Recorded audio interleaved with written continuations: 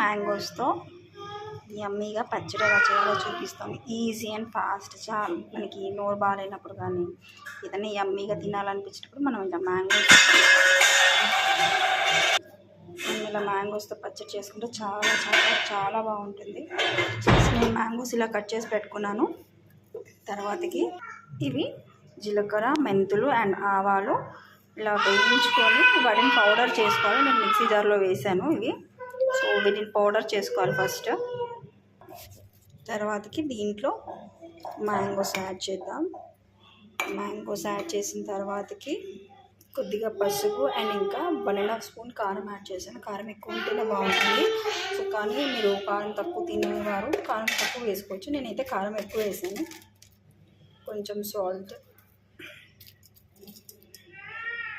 రాళ్ళు ఉప్పుయే వేసుకోవాలి. దీనికి బాగుంటుంది అన్నమాట. యాక్చువల్లీ మోస్ట్లీ నేను రాక్ సాల్టే వాడతాను. దీన్ని ఇప్పుడు మిక్సీ పట్టుకుందాం.